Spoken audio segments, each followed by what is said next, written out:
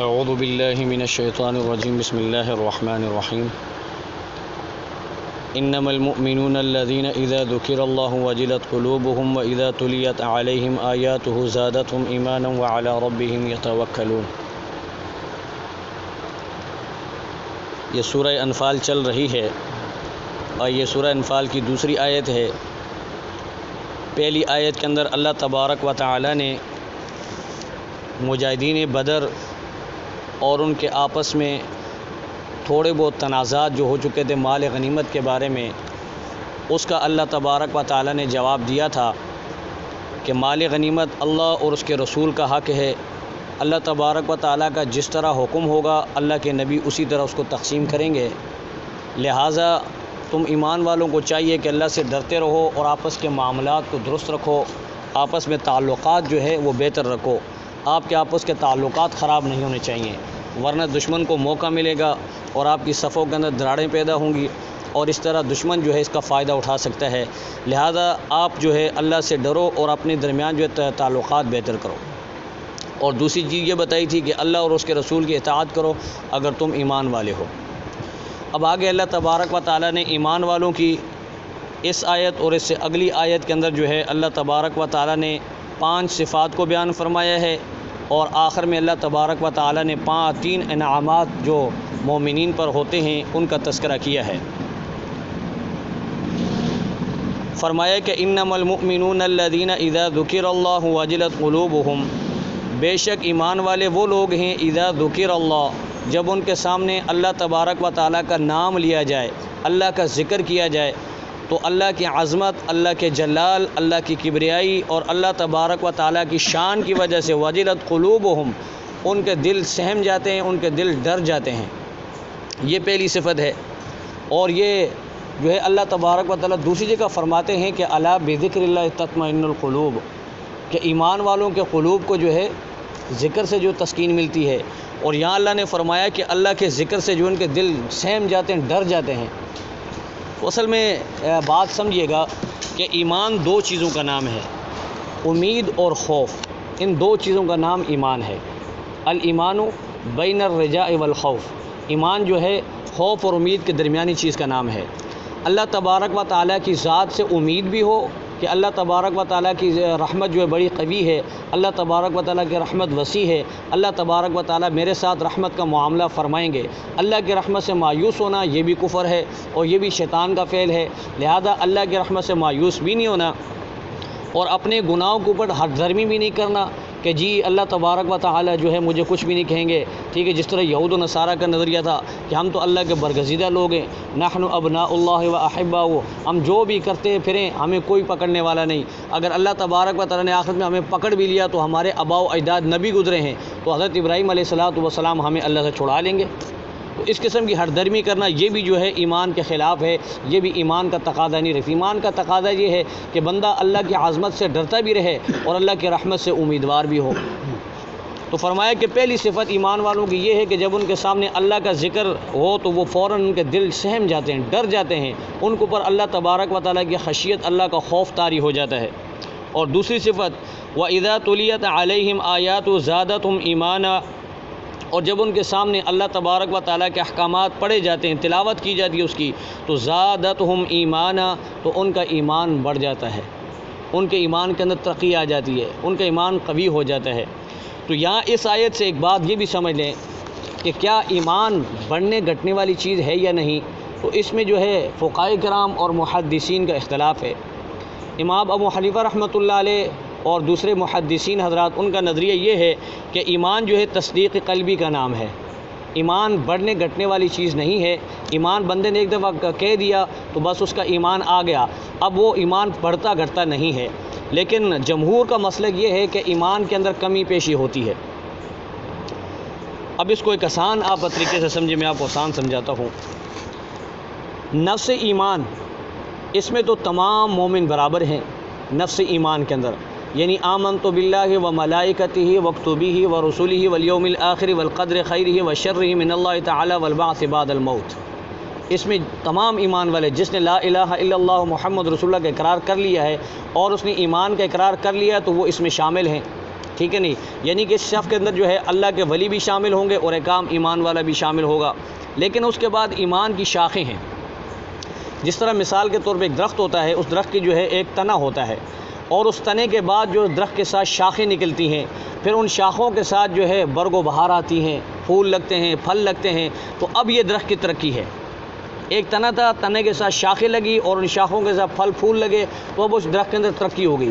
ورنہ ذات درخت جو ہے ایک عام تنا بھی لگا ہو تو اس کو بھی درخت کہیں گے اور اس تنے کو بھی کہا جاتا ہے، لیکن جب درخت پورا تناور ہو جائے اور اس کے ساتھ شاخیں لگ جائیں، پھول لگ جائیں، پھل لگ جائیں، تو وہ کامل درخت ہوتا ہے۔ تو اس طرح ایمان، نفس ایمان میں تو سارے برابر ہیں، لیکن پھر آگے ایمان کی شاخیں ہیں۔ ایمان پھر ان کی وجہ سے کیفیات کے اعتبار سے ترقی کرتا ہے۔ یہی وجہ ہے کہ حضور علیہ سعادت حسن بصری رحمۃ اللہ علیہ جو امام الاولیاء ہیں، ان سے کسی نے پوچھا کہ جی آپ ایماندار ہیں، آپ ایمان والے ہیں؟ تو حضرت نے کہا کہ بھائی دیکھ، اگر تیرا سوال ہے اس کے بارے میں کہ میں یعنی کہ ایمان والا ہوں، تو اس کا ایک جواب تو یہ ہے کہ ایک اعتبار سے میں مکمل ایمان والا ہوں، اس لیے کہ آمنت باللہ و ملائکتی، اس پہ میرا ایمان ہے۔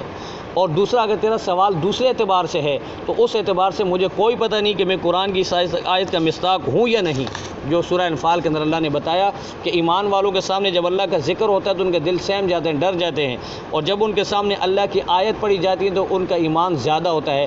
اب مجھے یہ علم نہیں کہ میں اس آیت کا مصداق ہوں یا نہیں، تو اس سے یہ پتہ چلتا ہے کہ ایمان یعنی کہ بڑھنے گھٹنے والی چیز ہے۔ چونکہ ایمان کے لیول ہوتے ہیں، تو یہ بات بھی سمجھ لیں، ایک ایمان فرشتوں کا ہے، ایک ایمان انبیاء علیہم الصلاۃ والسلام کا ہے، اور ایک ایمان کی کیفیت عام مسلمان کی ہے، عام مومن کی ہے۔ تو فرشتوں کا ایمان تو جو ہے وہ ایک جگہ رکا رہتا ہے، وہ نہ بڑھتا ہے نہ گھٹتا ہے، کیونکہ ان کو اللہ تبارک و تعالیٰ نے نفسانی خواہشات کے تقاضے ان کے ساتھ نہیں ہیں، دوسری ضروریات ان کے ساتھ نہیں ہیں، ان کا کام ہی اللہ تبارک و تعالیٰ کی عبادات ہیں، اللہ کو یاد کرنا ہے۔ تو انبیاء علیہم الصلاۃ والسلام کے ایمان کی کیفیت یہ ہوتی ہے کہ انبیاء علیہم الصلاۃ والسلام کا ایمان دن بہ دن ترقی کرتا ہے، یعنی انبیاء کے ایمان کے اندر ٹھہراؤ نہیں آتا، انبیاء کا ایمان دن بہ دن بڑھتا ہی رہتا ہے، بڑھتا ہی رہتا ہے۔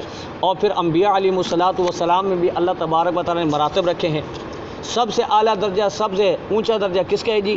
محمد عربی صلی اللہ علیہ وسلم کا، اور آپ علیہ الصلاۃ والسلام کے ایمان کی کیفیات بھی سب سے اونچی ہیں۔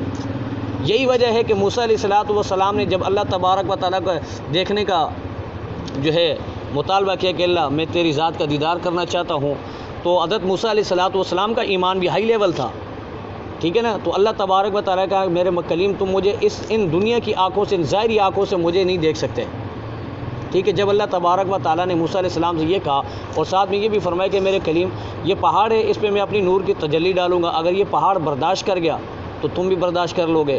جب اللہ تبارک و تعالیٰ نے پہاڑ پر اپنی نور کی تجلی ڈالی تو پہاڑ جو جل کر راکھ ہو گیا، ریزہ ریزہ ہو گیا، تو موسیٰ علیہ السلام بھی بے ہوش ہو کر گر پڑے۔ اور دوسری طرف نبی کریم علیہ الصلاۃ والسلام کو دیکھیے کہ اللہ تبارک و تعالیٰ نے اپنے پیارے محبوب صلی اللہ علیہ وسلم کو معراج پر بلایا، عرش پہ بلایا، ٹھیک ہے نا جی؟ اب جاتے جاتے اب دیکھیں فرشتوں کا ایمان، فرشتوں میں بھی جو ہے وہ کیٹیگریاں ہیں، سب سے اعلیٰ درجے کے فرشتے جو مالا اعلیٰ کے ہیں، جس میں حضرت جبرائیل علیہ الصلاۃ والسلام بھی ہیں۔ جبرائیل تمام فرشتوں کے سردار ہیں، تو ظاہر بات ہے جبرائیل کے ایمان کا کیا کہنا، ان کے ایمان کی کیا کیفیت ہوں گی، لیکن ان کا ایمان بھی ایک جگہ پہ جا کے یعنی کہ وہاں سے آگے پھر ان کا رک جاتا ہے وہ۔ تو جب حضور علیہ الصلاۃ والسلام جبرائیل علیہ الصلاۃ والسلام کے ساتھ سدرۃ المنتہا یعنی معراج کے سفر پر روانہ ہوئے، تو جب آپ علیہ الصلاۃ والسلام سدرۃ المنتہا پر پہنچے، وہ آخری بارڈر ہے، وہاں سے آگے کوئی مخلوق نہیں جا سکتی، تو جبرائیل علیہ الصلاۃ والسلام رک کے اللہ کے نبی نے کہا یار جبرائیل آگے بڑھو، میرے ساتھ جاؤ۔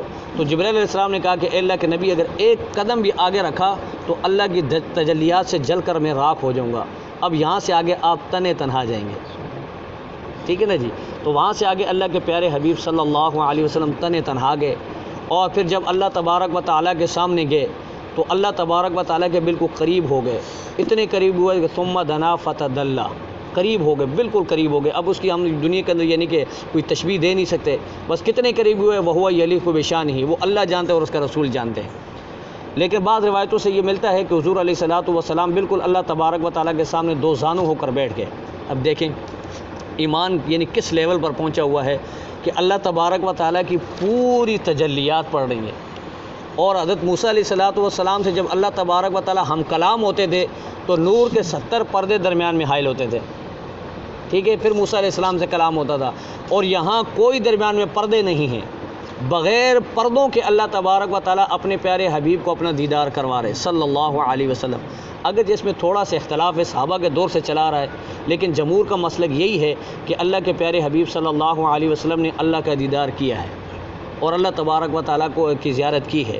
تو بہرحال اللہ تبارک و تعالیٰ نے یہ ایمان کی کیفیات حضور علیہ الصلوۃ والسلام کو اللہ تعالیٰ نے سب سے زیادہ عطا فرمائی تھی. اور دنیا میں سب سے زیادہ جو ہے اللہ تبارک و تعالیٰ کی حمد و ثنا کرنے والے بھی کون ہیں؟ اللہ کے پیارے حبیب صلی اللہ علیہ وسلم ہے. اور خود حضور علیہ الصلوۃ والسلام فرماتے ہیں کہ کل قیامت میں اللہ تبارک و تعالیٰ کے سامنے جب میں حاضر ہوں گا اور اللہ تبارک و تعالیٰ کے سامنے سفارش کروں گا تو میں اللہ تبارک و تعالیٰ کی ان الفاظ میں، ایسے الفاظ میں حمد و ثنا کروں گا کہ اس سے پہلے کسی مخلوق نے اس الفاظ میں، یعنی ان الفاظ میں اللہ کی حمد و ثنا نہیں کی ہوگی. تو سب سے پہلے یعنی کہ زیادہ اللہ کے حبیب صلی اللہ علیہ وسلم اللہ کی حمد و ثنا کرنے والے بھی ہیں. تو ایمان بہرحال بڑھتا بھی ہے، گھٹتا بھی ہے. اور عام ایمان والے کا، عام مسلمان کا ایمان کی کیفیت یہ ہوتی ہے کہ اگر ایمان پر محنت کرے گا، ایمان کے اوپر جو ہے کام کرے گا، اعمال صالحہ سر انجام دے گا، اللہ کا ذکر کرے گا، تلاوت کرے گا، جو اللہ کے حبیب صلی اللہ علیہ وسلم نے اعمال کا طریقہ بتایا اس کے مطابق اعمال کرے گا تو اس کا ایمان بڑھے گا. اگر نہیں کرے گا تو ایمان گھٹتے گھٹتے گھٹتے گھٹتے گھٹتے گھٹتے بالکل گھٹ جائے گا اور اس حد تک چلا جائے گا کہ پھر جیسے وہ مالک بن دینار رحمۃ اللہ علیہ کا واقعہ ہے، وہ آپ نے فضائل صدقہ کے اندر شیخ نے بھی لکھا ہے.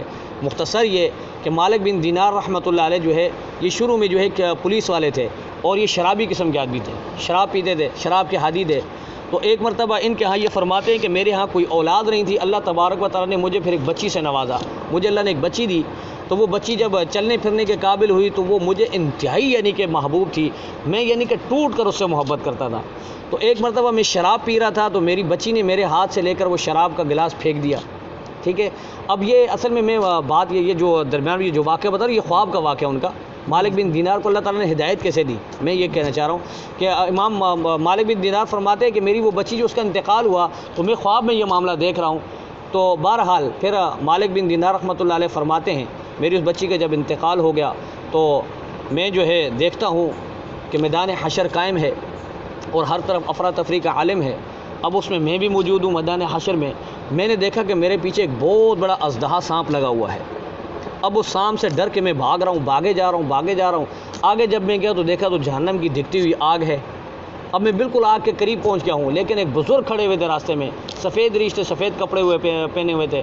اس بزرگ نے کہا کہ بھائی، میں نے اس بزرگ سے یعنی مدد طلب کی کہ آپ میری مدد فرما دیں. انہوں نے کہا کہ بھائی میں اتنا کمزور ہوں کہ میں اس اژدہا کا مقابلہ نہیں کر سکتا، لہذا میں آپ کو ایک پتہ بتاتا ہوں، آپ فلاں جگہ میں جائیں، اس دیوار کے پیچھے مسلمانوں کی کچھ امانتیں رکھی ہوئی ہیں، ہو سکتا ہے آپ کی بھی کوئی امانت ہو.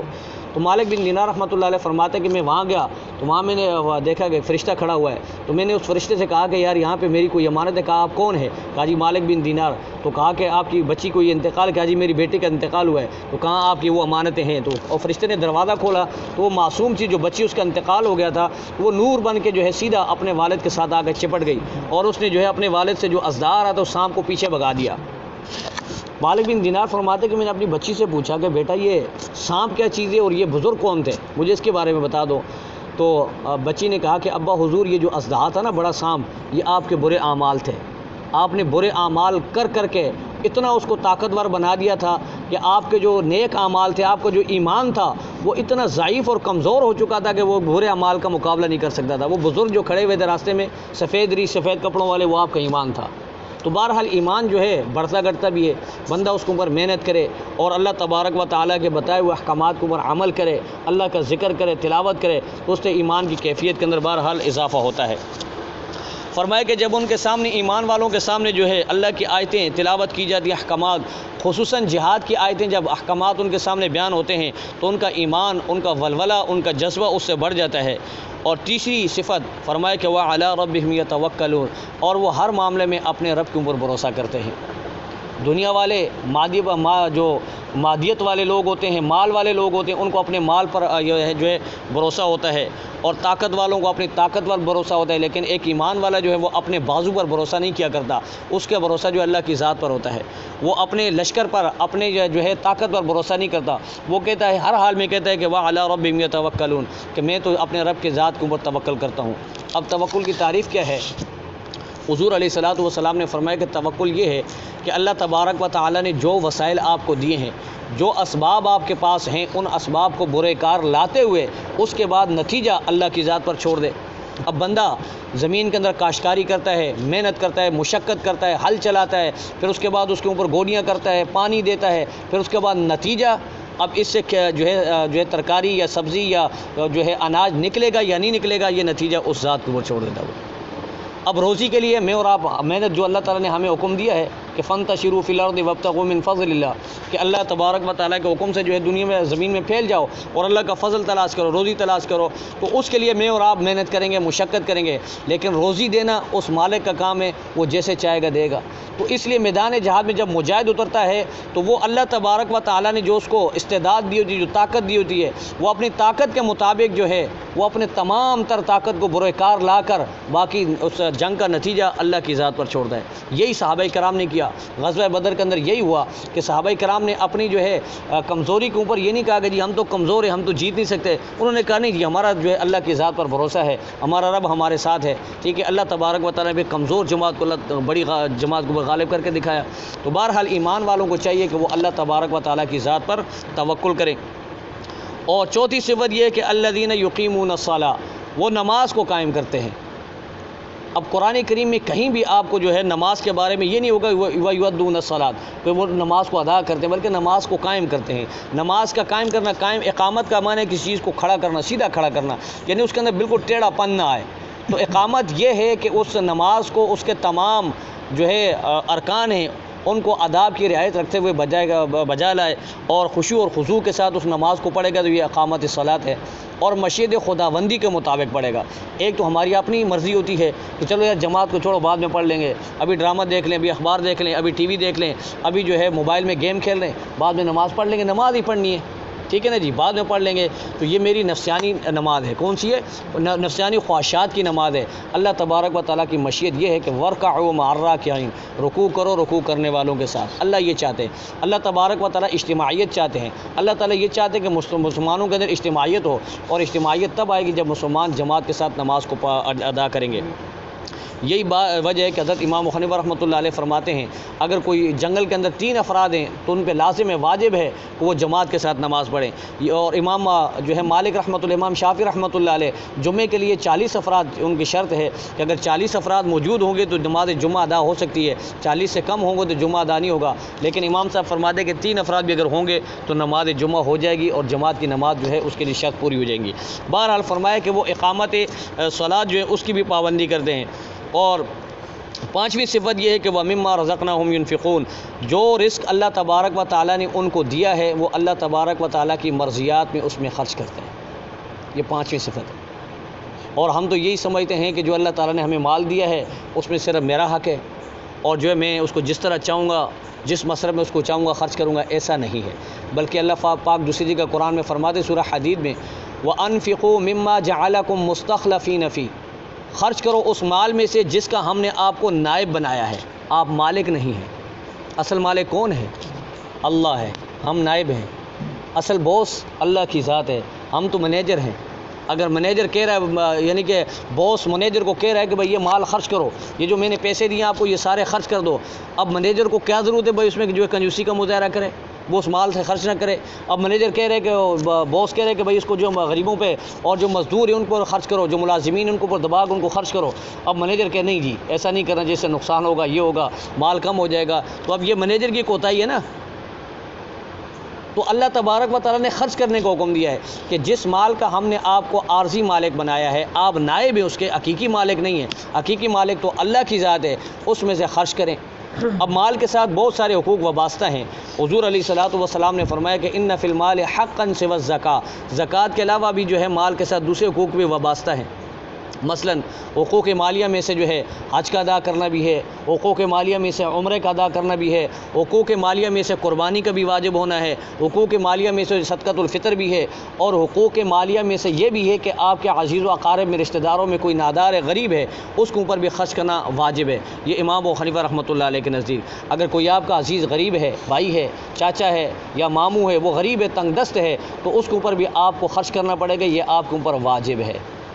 اور اس کے علاوہ دوسرے حقوق ہیں، اللہ کے راستے میں خرچ کریں، اللہ تبارک و تعالیٰ کی مرضیات میں خرچ کریں، لو و لعب میں مال خرچ نہ کریں، کھیل تماشوں میں خرچ نہ کریں، اور اس طرح جو ہے اپنے جو اللہ تبارک و تعالیٰ نے تمہیں مال دیا ہے، نہا عن اضاعت المال، اللہ کے نبی نے منع کیا ہے کہ مال کو ضائع نہ کرو، یہ مال اللہ کی نعمت ہے، بہت بڑی نعمت ہے، اس کو اللہ تبارک و تعالیٰ کی مرضی کے مطابق خرچ کرو۔ تو بہرحال ان کی پانچویں صفت یہ ہے کہ وہ اللہ کے راستے میں اللہ کے دیے ہوئے مال کو خرچ کرتے ہیں۔ اب نتیجہ فرمایا کہ جب یہ 5 صفات ان کے اندر آ گئی، اولئک هم المؤمنون حقا، تو یہی لوگ پکے ایمان والے ہیں۔ اب یہ دیکھیں قرآن کی آیت ہے، ہم میں سے ہر بندہ ابھی اس کا مفہوم بھی سمجھ گیا کہ ایمان والوں کے اندر کتنی صفات ہونی چاہیے جی؟ 5۔ جب اللہ کا ذکر ہو تو ان کے دل ڈر جائیں، جب اللہ کا قرآن پڑھا جائے تو ان کا ایمان کے اندر تازگی آ جائے، ایمان بڑھ جائے، اور ان کا بھروسہ کس پہ ہونا چاہیے؟ اللہ کی ذات پر، نماز کی وہ پابندی کریں اور اللہ کے دیے ہوئے مال میں سے خرچ کریں۔ یہ 5 صفات جس کے اندر آئیں گی، اولئک هم المؤمنون حقا، تو وہ پکا ایمان والا ہے۔ حقا بمانا پکا، وہ پکا ایمان والا ہے، اب وہ کامل الایمان ہو گیا۔ جب اللہ تبارک و تعالیٰ نے ایمان کی تکمیل کر دی، وہ کامل الایمان ہو گیا، تو نتیجہ کیا نکلا؟ نتیجہ یہ نکلا کہ اللہ تبارک و تعالیٰ 3 انعامات سے نوازیں گے، 3 انعامات سے نوازیں گے۔ پہلا انعام لہم درجات عند ربہم، اللہ تبارک و تعالیٰ کے ہاں ان کے درجات ہیں۔ نجات کے لیے جو ہے نفس ایمان جو ہے کافی ہے، اگر نفس ایمان انسان کے اندر ہوگا تو اللہ تبارک و تعالیٰ اس کو ایک نہ ایک دن نجات دے دیں گے۔ اب جیسے حدیث کے اندر آتا ہے کہ جس کے دل کے اندر جو رتی برابر بھی ایمان ہوگا، ذرہ برابر بھی ایمان ہوگا، ایک دن اللہ تبارک و تعالیٰ اس کو جہنم سے نکال دیں گے، نجات وہ پا جائے گا۔ لیکن دخول اولی کے لیے شرط ہے اعمال۔ ایمان جنت کی چابی ہے اور اعمال جنت کے درجات ہیں۔ وَلِكُلٍّ دَرَجَاتٌ مِّمَّا عَمِلُوا، اور اپنے یعنی کہ اللہ تبارک و تعالیٰ ہر ایک کو درجات عطا فرمائیں گے، لیکن ان کے عمل کے بقدر، جو اعمال دنیا کے اندر کرے گا اس کے مطابق اللہ تبارک و تعالیٰ ان کو درجات عطا فرمائیں گے۔ نبی رحمت صلی اللہ علیہ وسلم فرمایا کہ جنت کے 100 درجات ہیں۔ کتنے؟ 100 درجات ہیں۔ اب ہر درجے کے اندر جو ہے اللہ تبارک و تفاوت اتنا ہے کہ زمین سے آسمان تک۔ حضور علیہ الصلوۃ والسلام نے فرمایا جو شخص نمازوں کی پابندی کرتا ہے، رمضان کے روزے رکھتا ہے، ٹھیک ہے نا جی، تو وہ ایمان والا ہے، اس کو جو ہے جنت کی خوشخبری سنا دو، ٹھیک ہے، اور اس کے دل کے اندر اللہ کا خوف ہے، اور وہ اپنے مال سے دوسروں کے حقوق بھی ادا کرتا ہے، اور اگر وہ جہاد بھی نہیں بھی جاتا بلکہ گھر میں بھی بیٹھتا ہے تو اللہ تبارک و تعالیٰ اس کو جو ہے جنت کی یہ درجات عطا فرمائیں گے۔ تو صحابہ نے فرمایا کہ اللہ کے نبی اس خوشخبری کو ہم مسلمانوں کو بتا دیں، تو اللہ کے نبی نے فرمایا کہ نہیں، جنت کے 100 درجات ہیں، میں چاہتا ہوں کہ میری امت جہاد کے ذریعے ان کو حاصل کرے، میری امت کا ہر فرد جو ہے اللہ کے راستے میں جہاد کرے اور جنت کے ان درجات تک پہنچ جائے، ٹھیک ہے۔ سب سے اعلیٰ درجہ جنت الفردوس ہے، اور اس کی دعا کرنے کی اللہ کے نبی نے تلقین بھی کی ہے، اور ہم دعا پڑھتے ہیں اذان کے بعد، اس میں جو ہے اللہ کے نبی کے لیے بھی دعا کی جاتی ہے، اور خود اللہ کے نبی نے ہمیں یہ ترغیب دی ہے کہ جنت الفردوس اس کے لیے دعا کیا کریں۔ اور قرآن میں بھی اللہ تبارک و تعالیٰ نے فرمایا اولئک هم الوارثون الذین یرثون الفردوس هم فیہا خالدون، کہ میں نے تمہیں جنت الفردوس کا مالک بنایا ہے۔ دنیا کی ایک جو ہے جو کم چیزوں کے پیچھے آپ جنت کو کیوں بلا بیٹھے؟ دنیا کی کمزور چیزوں کے اندر، عارضی چیزوں کے اندر لگ کر آج مسلمان نے جو جنت کو بلا دیا، جنت کے اعلیٰ درجات کو بلا دیا۔ بہرحال پہلا انعام یہ کہ اللہ تبارک و تعالیٰ ان کو درجات عطا فرمائیں گے، جنت کے اندر بلندی عطا فرمائیں گے۔ دوسرا انعام یہ ہوگا کہ وہ مغفرۃ، اللہ تبارک و تعالیٰ اپنی مغفرت کا پردہ ان کے اوپر ڈال دیں گے۔ غفارہ کا معنی ہوتا ہے ڈھانپ لینا، اور مغفر کہتے ہیں کسی چیز کو چھپا لینے کو، ٹھیک ہے۔ تو گناہوں کو اللہ تبارک و تعالیٰ اپنے یعنی کہ مغفرت کے اس میں پردے کے اندر مسلمانوں کو، ایمان والوں کو جن کے اندر یہ صفات ہوں گی، یہ انعام اللہ فرمائیں گے کہ ان کو اوپر اپنا پردہ ڈال دیں گے رحمت کا۔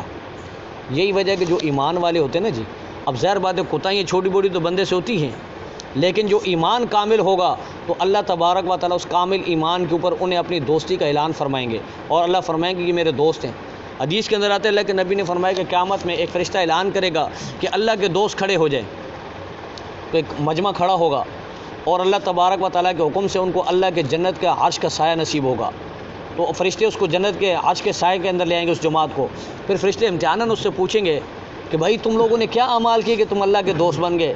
تم اللہ کے ولی بن گئے تو وہ اپنے اعمال گنائیں گے کہ جی ہم نے اقامت الصلاۃ بھی کیا، ہم نے اللہ کے راستے میں خرچ بھی کیا اللہ کے رضا کے لیے، اور ہم اللہ کا ذکر بھی کرتے تھے، ہم اللہ کے قرآن کی تلاوت بھی کرتے تھے، ہم ہر معاملے میں اللہ کے اوپر توکل کرتے تھے۔ تو اللہ تبارک و تعالیٰ فرمائیں گے میرے فرشتوں یہ میرے دوست صحیح کہتے ہیں، یہ سچ کہتے ہیں، انہوں نے دنیا کے اندر ایسا ہی کیا ہے۔ تو پھر اللہ تبارک و تعالیٰ کی طرف سے اعلان ہوگا کہ جاؤ جنت کے 8 دروازے کھلے میں بغیر حساب کتاب کے جنت میں داخل ہو جاؤ۔ بابا بلے شاہ یہ بہت بڑے بزرگ گزرے ہیں پنجاب کے اور شاعر بھی تھے، وہ کہتے ہیں کہ سارے کورے کاغذ کتاب نہ ہوندے، سارے پھل گلاب نہ ہوندے، جنہ نال یاری لائی بلیا یاراں نال حساب نہ ہوندے۔ تو جن کے ساتھ دوستی ہوتی ہے نا، پھر دوستوں سے حساب و کتاب نہیں ہوتا، تو اللہ تبارک و تعالیٰ پھر ان کو بغیر حساب کتاب کے جنت میں داخل فرمائیں گے۔ یہ اللہ کی مغفرت کاملہ کا اعلان ہوگا۔ فرمایا کہ ورزق کریم، اور اللہ تبارک و تعالیٰ ان کو عزت والی روزی عطا فرمائیں گے دنیا کے اندر بھی اور آخرت میں بھی۔ بعض مفسرین نے جو ہے اس سے رزق کریم سے جو ہے جنت کی روزی مراد لی ہے کہ جہاں بیٹھے ہوں گے وہاں اللہ تبارک و تعالیٰ عزت کی روزی عطا فرمائیں گے۔ درخت پھل جو ہے خود ان کے منہ میں لا کے ڈالیں گے، اور پرندے خود ان کے سامنے آ کے پڑے ہوں گے، ہر قسم کی یعنی کہ عزت والی روزی اللہ پاک عطا فرمائیں گے۔ اس رزق کریم سے یہ بھی پتہ چلا کہ جو گداگری کا پیشہ ہے، یہ بھیک مانگنے کا پیشہ، یہ عزت والا پیشہ نہیں ہے، یہ لعنتی پیشہ ہے اور یہ بالکل اسلام میں حرام ہے۔ لیکن اس کا سدباب کرنا یہ حکومت کا کام ہے۔ ہماری حکومت کو چاہیے کہ یہ اس کا سدباب کرے اور غریبوں کے لیے ایسا یعنی کہ بندوبست کیا جائے، ایسا آرڈیننس ان کے لیے جاری کیا جائے جس کے اندر جو ہے ان کے لیے باقاعدہ کوٹا ہو۔ لیکن ہمارے ہاں شرابیوں جو ہے کھلاڑیوں کا کوٹا ہے، ہمارے ہاں جو ہے گلوکاروں کا کوٹا ہے، ہمارے ہاں ناچ گانے والیوں کا کوٹا ہے، لیکن نہیں ہے تو اس غریب بیچارے مزدور کا کوٹا نہیں ہے، اس کے لیے کچھ بھی نہیں ہے۔ وہ بیچارہ دن بھر پسینہ جو ہے اپنا بہا کر اپنے بچوں کی بڑی مشکل سے جو ہے ایک روٹی کے لیے بندوبست کرتا ہے، اس کو بھی چھیننے کی یہ کوشش کرتے ہیں۔ مہنگائی کا اتنا طوفان ان کے اوپر ڈالا ہوتا ہے کہ وہ غریب بیچارہ کچھ نہیں کر پاتا۔ تو بہرحال رزق کریم سے مراد جو ہے یہ ہے کہ عزت والی روزی۔ عزت والی روزی وہ ہوتی ہے جس کے اندر کسی کے سامنے دست دراز نہ کیا جائے، اور جس میں جو ہے بندے کی اپنی عزت نفس کا معاملہ ہو اور لوگوں کے سامنے ہاتھ نہ پھیلایا جائے۔ اللہ تبارک و تعالی ہم سب کو جو ہے ایمان کی یہ کیفیات نصیب فرما دے۔ اللہ تبارک و تعالی ہم سب کو کامل ایمان نصیب فرما دے، اور اللہ کریم ہمارے ساتھ بھی یہی معاملہ فرمائے جو اللہ کریم نے صحابہ کرام کے ساتھ فرمایا، اور ان کو ایمان کی یہ کیفیات نصیب فرمائی۔ وآخر دعوانا ان الحمد للہ رب العالمین۔ اللہم صلی علی سیدنا و مولانا محمد وعلی آل سیدنا و مولانا محمد وبارک وسلم۔ ربنا تقبل منا انک انت السمیع العلیم وتب علینا انک انت التواب الرحیم، وصلی اللہ تعالی علی خیر خلقہ محمد وعلی آلہ وصحبہ اجمعین۔ میں معذرت چاہتا ہوں، اصل اعوذ باللہ من الشیطان الرجیم، بسم اللہ الرحمن الرحیم۔ کما اخرجک ربک من بیتک بالحق وَإِنَّ فَرِيقًا مِّنَ الْمُؤْمِنِينَ لَكَارِهُونَ۔ یہ سورہ انفال کی آیت نمبر 5 ہے۔ سورہ انفال یہ غزوہ بدر کے بعد نازل ہوئی ہے، جب کچھ صحابہ کرام کے درمیان مال غنیمت کے بارے میں کچھ اختلافات پیدا ہو گئے تھے۔ ان میں مختلف جماعتیں بن گئی تھیں۔ نوجوان کہتے تھے غنیمت پہ ہمارا حق ہے کیونکہ کفار سے لڑے ہم ہیں۔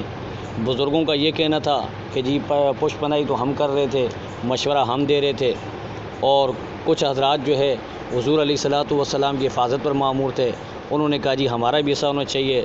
بہرحال مختلف قسم کی رائے پیدا ہو گئی یہ مال غنیمت میں، اور اس سے پہلے چونکہ مسلمانوں کے ہاتھ ایسا مسئلہ کوئی آیا نہیں تھا، تو یہ پہلی مرتبہ تھی کہ اللہ تبارک و تعالیٰ اتنی تعداد میں اتنی مقدار میں جو مال غنیمت مسلمانوں کو دیا۔ اور یہی وجہ ہے کہ حضور علیہ الصلاۃ والسلام نے فرمایا کہ پہلی امتوں پر تو مال غنیمت جائز ہی نہیں تھا، ان کے لیے حلال نہیں تھا، یہ صرف امت محمدیہ کے لیے اللہ تبارک و تعالیٰ نے اس کو حلال کیا۔ تو جب صحابہ کرام کے درمیان اختلاف ہوا تو اللہ تعالیٰ نے شروع میں فرمایا کہ یسألونک عن الانفال، تو آپ میرے محبوب ان سے کہیے یہ آپ سے مال غنیمت کے بارے میں پوچھنا چاہتے غنیمت کے مال کے بارے میں، تو ان کو یہ جواب دیں کہ مال غنیمت کے جو ہے یہ اللہ اور اس کے رسول کا حق ہے۔ اللہ تبارک و تعالیٰ جس طرح حکم دیں گے اللہ کا رسول اسی کے مطابق جو اس کو تقسیم کرے گا، جس کو جو کچھ دیا جائے اس کو وہ خوشی سے لے لے، اب اس میں کسی کی پسند ناپسند کا کوئی عمل دخل نہیں ہوگا۔ اب اس کی اللہ تبارک و تعالیٰ نے، میں خلاصے کے اندر میں نے عرض کیا تھا کہ 7 علتیں اللہ تبارک و تعالیٰ نے بتائی تھیں کہ 7 وجوہات سے اللہ تبارک و تعالیٰ اور اس کا رسول ہی مال غنیمت کے مالک ہیں، حقیقی مالک۔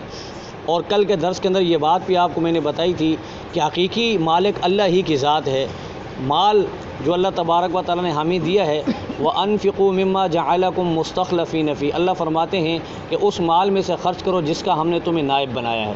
تو حقیقی مال ہمارا نہیں ہے، حقیقی مال تو اللہ کا ہے، حقیقی ملکیت اللہ کی ہے، ہم اس کے نائب ہیں اللہ کے۔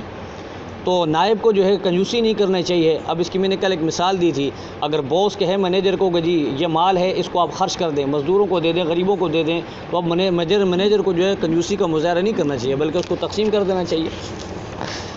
تو اللہ تبارک و تعالیٰ نے یہ پہلی علت ہے جو بیان فرمائی۔ اب چونکہ میں غزوہ بدر کی میں نے کچھ پس منظر آپ کو پہلے بتایا تھا، لیکن دوبارہ چونکہ ریپیٹ ہوگا تو تاکہ آپ کو سمجھ میں آتا رہے، یہ پہلے ترجمہ سمجھ لیں، پھر انشاءاللہ میں اس کے بارے میں نشاندہی کراتا ہوں آپ کی۔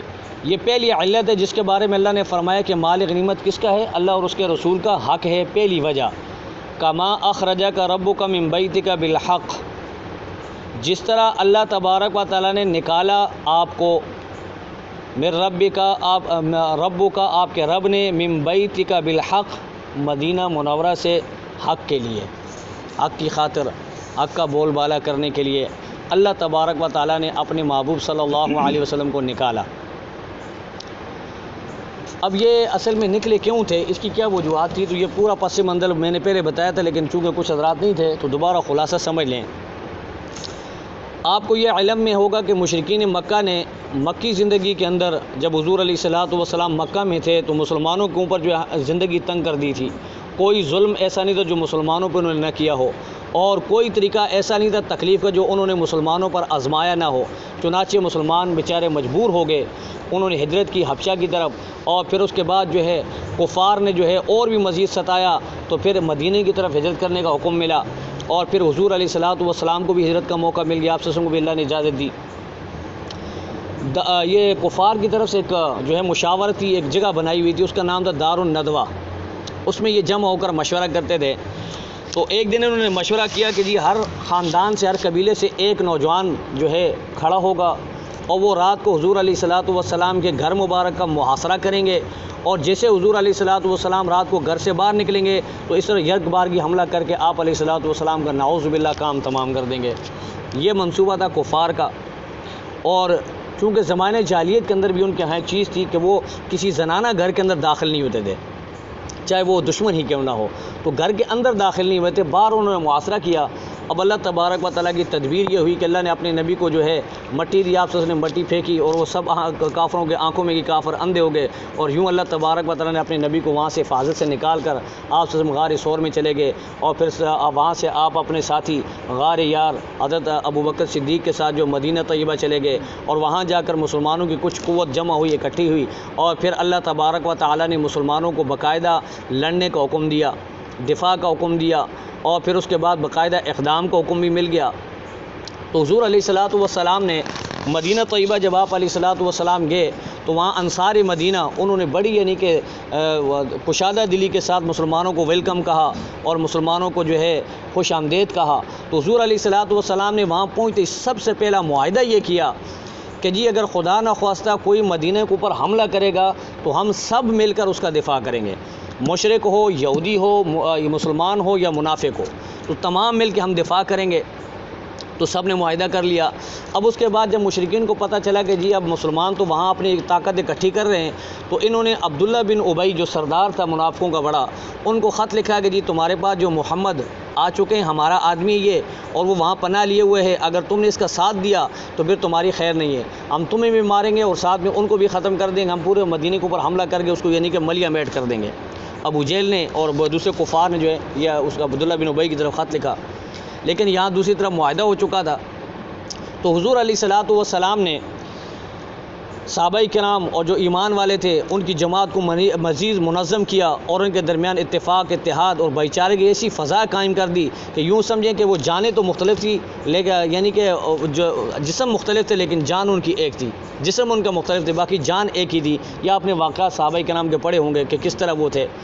بہرحال حضور علیہ الصلوۃ والسلام نے جب اس صحابہ کرام کی جماعت کو منظم کر دیا تو دوسری طرف کفار وہ آرام سے نہیں بیٹھے، وہ چین سے نہیں بیٹھے، انہوں نے کہا کہ تمہارا یہ سمجھتے ہو کہ مدینے میں جا کر تم مسلمانوں کو چین مل جائے گا، یہ تمہاری غلط فہمی ہے، اب ہم تمہارا یعنی کہ بالکل صفایا کرنے کا انتظام کر رہے ہیں۔ تو تمام مشرکین نے جو ہے متفقہ طور پر ایک قرارداد منظور کی کہ بھائی اب مسلمانوں کو بالکل دنیا سے ختم کرنے کے لیے ایک ہی راستہ ہے کہ ہم اپنا سارا سرمایہ جو ہے ان کے خلاف استعمال کریں۔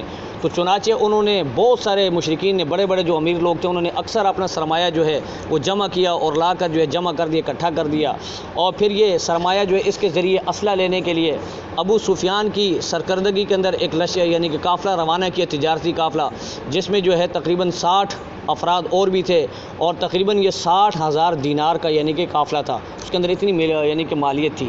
تو یہ تجارتی نام پہ تھا، لیکن تجارت کے نام پر، لیکن حقیقت میں وہ یہ اسلحہ لے کے آ رہے تھے۔ وہاں دوسری طرف اللہ تبارک و تعالیٰ نے اپنے نبی کو بتا دیا، آگاہ کر دیا کہ وہاں جو کفار کی یہ میٹنگ ہے، کفار یہ سازش کر رہے ہیں۔ تو حضور علیہ الصلوۃ والسلام نے ایک لشکر بھیجا، وہ تقریباً 200 افراد 220 افراد پر مشتمل تھا۔